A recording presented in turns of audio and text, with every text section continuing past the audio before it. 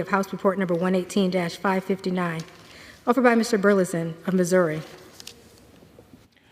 Pursuant to House Resolution 1316, the gentleman from Missouri, Mr. Burlison, and a member opposed, each will control 5 minutes. The chair recognizes the gentleman from Missouri. Thank you, Mr. Speaker. I rise today in support of this amendment to prohibit funding for the World Economic Forum.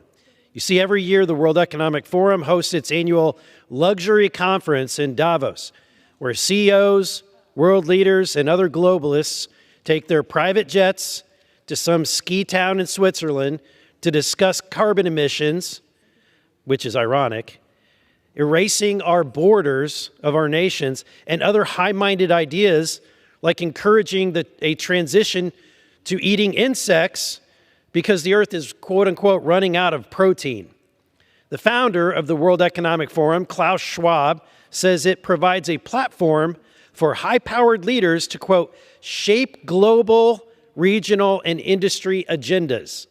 All that really means is bigger governments, more taxes and spending, more surveillance of citizens, and more open borders.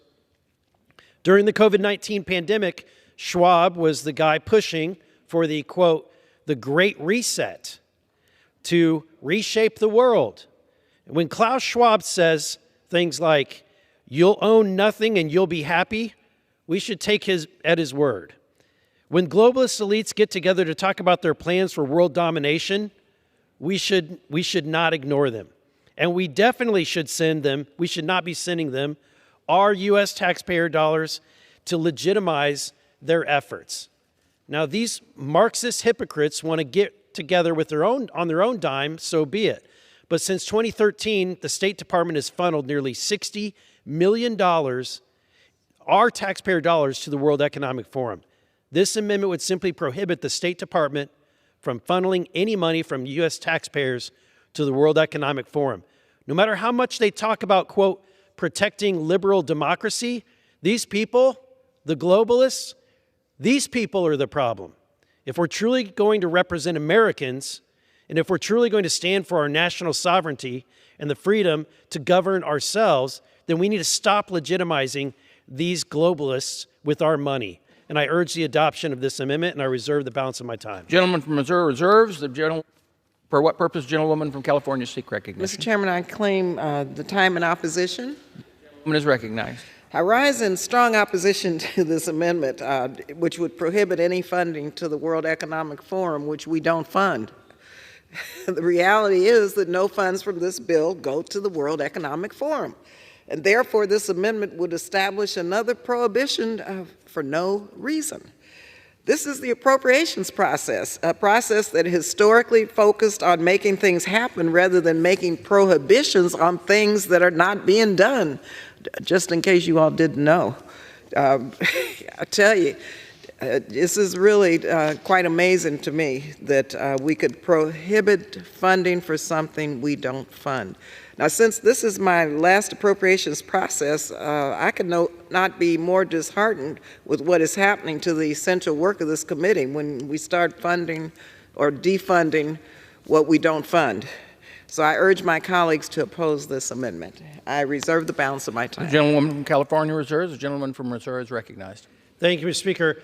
She says that there's nothing in this that sends money, and yet since 2013, the State Department has funneled nearly $60 million US to the World Economic Forum's efforts. It can't be both. And even if it is the case, then this amendment shouldn't worry anyone. It's belt and suspenders. But at the end of the day, the American people don't need to be, when they're $34 trillion in debt to most individuals, per taxpayer, that's over $250,000 per taxpayer that they owe as their share of the national debt. We should not be sending or taking out more debt to send to these globalists and fund their agenda. And I reserve the remainder of my time. Gentleman from Missouri reserves. The gentlewoman from California is recognized. Well, Mr. Chairman, this is mind-boggling.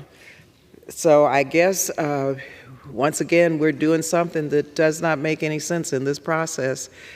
But the other point I think I'd like to make in closing is that, once again, this is something that will be supposedly defunded that we don't fund, that has to do with the world. It has to do with retreating from the world in terms of just the agenda of the Republicans. And so I urge a no vote, and I hope that members will look at how now they're manipulating and misrepresenting this process of the appropriations process, because when we start defunding what we don't fund, that's very disingenuous and it's misleading to the public. I urge a no vote and yield back. The gentleman from California yields back. The gentleman from Missouri is recognized. It is a fact that since 2013, we have funneled nearly $16 million to the efforts of this globalist elite organization. I don't think that the taxpayers of the United States should foot the bill for their agenda, which I think is an un-American agenda, and I reserve the balance of my time. The gentleman has only one time remaining. I yield back. The gentleman from Missouri yields back. The question is on the amendment offered by the gentleman from Missouri. All those in favor say aye. All those opposed say no. In the opinion of the chair, the ayes have it, and the amendment is agreed to.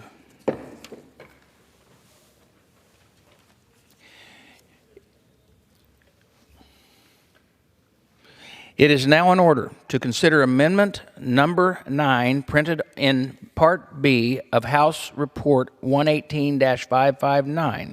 For what purpose does the gentleman from Tennessee seek recognition? Mr. Chair, I rise as the designee of the gentlewoman from Florida, and I guess she has an amendment at the desk. The clerk will designate the amendment. Amendment number 9, printed in Part B of House Report number 118-559, offered by Mr. Burchett of Tennessee.